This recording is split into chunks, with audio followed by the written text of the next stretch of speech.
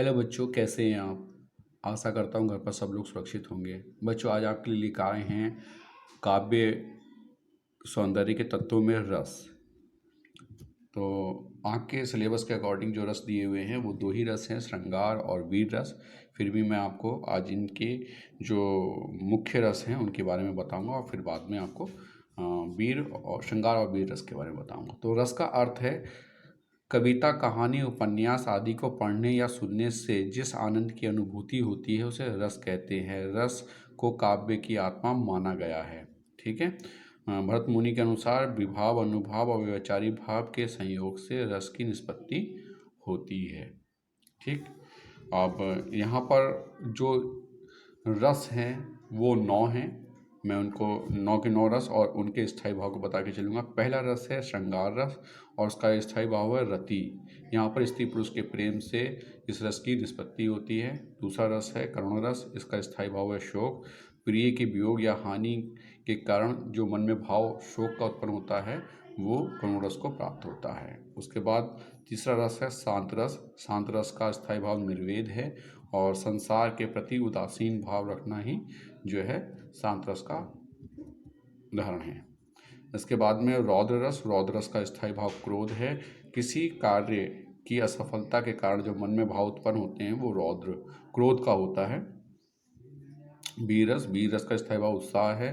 दया, दान, वीरता आदि के संबंध में प्रसन्नता का भाव जो है वीर रस का ही रूप है। हास्य रस। हास्य रस का स्थायी भाव हास्य है।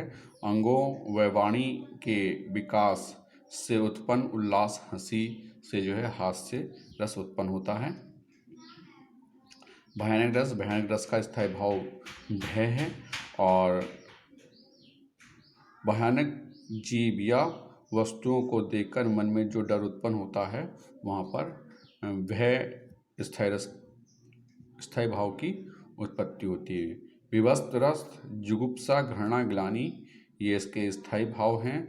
घिनौने पदार्थ से मन में जो ग्लानि उत्पन्न होती है वह घृणा या ग्लानि भाव को जागृत करती है। अद्भुत रस। अद्भुत यानी कि विस्मय या आश्चर्य, आकर्षक वस्तु देखकर मन में जो उत्पन्न आश्चर्य का भाव होता है वो विस्मय या आश्चर्य स्थायी भाव से पूर्ण होता है। भक्ति रस जो कि वात्सल्य रस। वात्सल्य रस वात्सलता या स्नेह, ये नए रस हैं आपके दोनों। यहाँ पर माता पिता का संतान के प्रति जो प्रेम भाव होता है उसको वात्सल्यता या स्नेह कहते हैं और उससे जो है वात्सल्य रस का उदय होता है। भक्ति रस जो देव विषयक रति होती है, अनुराग होता है, ईश्वर के प्रति जो प्रेम होता है वह है ईश्वर के प्रति मन में जो प्रेम भाव होता है उसे भक्ति रस उत्पन्न होता है। तो ये आपको मैंने 9 के 9 रसों के बारे में बच्चों बताया।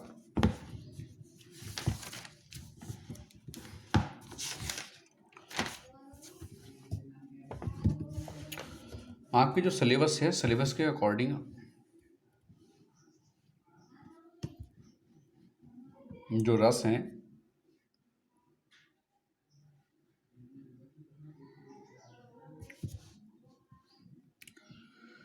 उसमें सबसे पहले आता है श्रृंगार रस। श्रृंगार रस स्त्री पुरुष के सौंदर्य और प्रेम संबंधी वर्णन की परिपक्व अवस्था को श्रृंगार रस कहते हैं। श्रृंगार रस का स्थायी भाव रति है।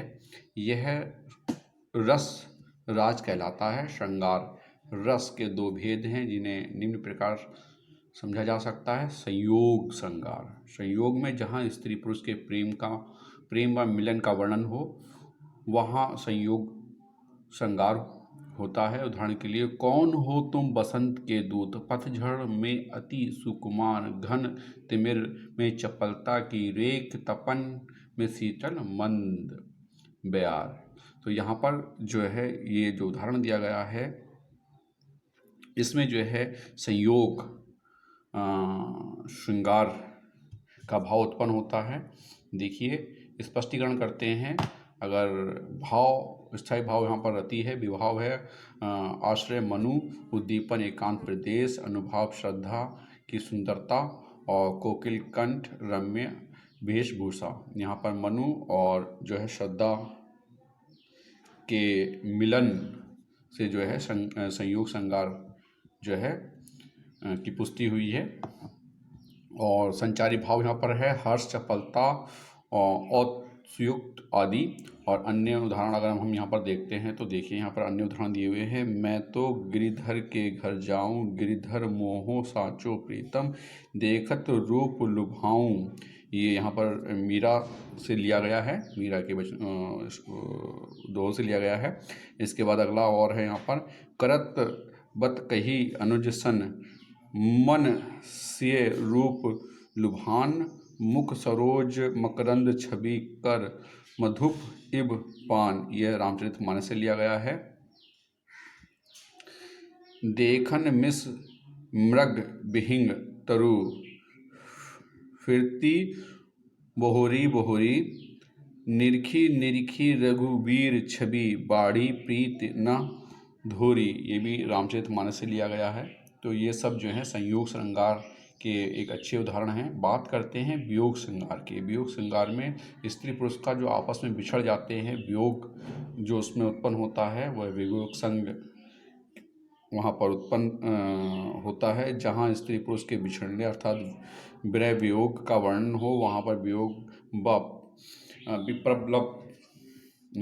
विप्रलम्ब श्रृंगार होता है। उदाहरण के लिए, मेरे प्यारे नभ जलद से कंज से नेत्र वाले, जाके आए ना मधुबन से ओ ना भेजा संदेशा, मैं रो रो के प्रिय विरह से बावली हो रही हूँ, जाके मेरी सब दुख कथा श्याम को तू सुना दे। यहाँ पर जो है ये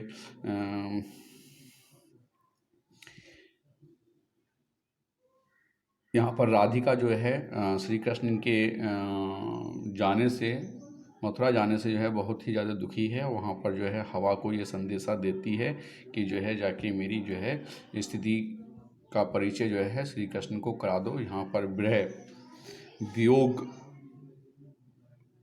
देखने को मिलता है। स्थायी भाव रति है, विभाव आलम्बन कृष्ण है, आश्रय राधा है, उद्दीपन शीतल मंद पवन और एकांत स्थल है, अनुभाव विषाद रो रो कर अपने प्रिय का इंतजार करना, विलाप करना, संचारी भाव स्मृति विषाद, चपलता आवेग उन्माद आदि हैं। और अन्य उदाहरण यहाँ पर दिए हुए हैं। उधो मन ना भय 10-20, एक तो सो गयो श्याम संग, को आराधे ईस। एक और दिया हुआ है यहाँ पर उदाहरण, मनमोहन ते बिछुरी, जब सो तन आसुन सो सदा धोवती है, हरिश्चंद्र जू प्रेम की फंद, परिकुल की कुल लक्ष ही खोवती है। और यहाँ पर एक उदाहरण और दिया है, दुख के दिन को भांति बीते बिरहा गम, रैन सजोवती है, हम ही आपनु दशा जाने सखी, निसी सोवती है, कीधो रोवती है। एक और उदाहरण दिया हुआ है, अखियाँ हरि दर्शन की भूखी, कैसे रहे रूप रस राची, बतिया सुनी रूखी। तो ये कई सारे उदाहरण थे यहाँ पर वियोग श्रृंगार के। बात करते हैं वीर रस की। युद्ध अथवा किसी कठिन कार्य को करने के लिए हमारे हृदय में निहित स्थायी भाव उत्साह के जागृत होने के प्रभाव स्वरूप जो भाव उत्पन्न होते हैं उसे वीर रस कहा जाता है। वीर रस का स्थायी भाव उत्साह है। उदाहरण के लिए, सौमित्र से घननाद का रब अल्प भी ना सहा गया, निज शत्रु को देख बिना उसके तनिक ना रहा गया। तो इस जो है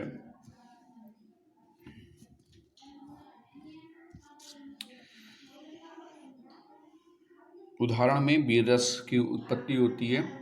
देखिए स्पष्टीकरण में, स्थायी भाव उत्साह है, विभाव आलंबन मेघनाद घननंद के रूप में, आश्रय लक्ष्मण है, उद्दीपन गणनाद का रव है, और अनुभाव युद्ध उत्सुक होना, संचारी भाव आवेग है। कुछ उदाहरण और दिए हुए हैं यहाँ पर, बच्चों देखेंगे उसको। वीर तुम बढ़े चलो, धीर तुम बढ़े चलो, सामने पहाड़ हो कि सिंह की दहाड़ हो, तुम कभी रुको नहीं, तुम कभी झुको नहीं। एक उदाहरण वीर रस का बहुत बढ़िया यहाँ पर दिया हुआ है, बहुत प्रचलित उदाहरण है ये। उसके बाद अगला देखते हैं। अराती सैन्य सिंधु में सुबावाग्नि से चलो, प्रवीर हो जय बनो, बढ़े चलो। एक उदाहरण और दिया हुआ है। जो तुम्हारी अनुशासन पावो, कंदूक इब ब्रह्मांड उठावो, कांचे घट जिमी डारो फोरी, सकऊ में मूषक जिमी तोरी। तो ये सब के सब उदाहरण जो हैं आपके वीर रस के थे। अब बच्चों होमवर्क मैं आपको देता हूँ। होमवर्क में आपको क्या करना है कि पहले तो जो है श्रृंगार रस की परिभाषा लिखनी है, जिसमें संयोग श्रृंगार की उदाहरण सहित परिभाषा देनी है, स्पष्टीकरण करना है। फिर वियोग श्रृंगार रस की परिभाषा देनी है और उदाहरण सहित उसकी जो है वो करनी है। उसके बाद वीर रस की परिभाषा और उसका उदाहरण लिखना है। तो बच्चों आज के लिए इतना ही। Have a nice day.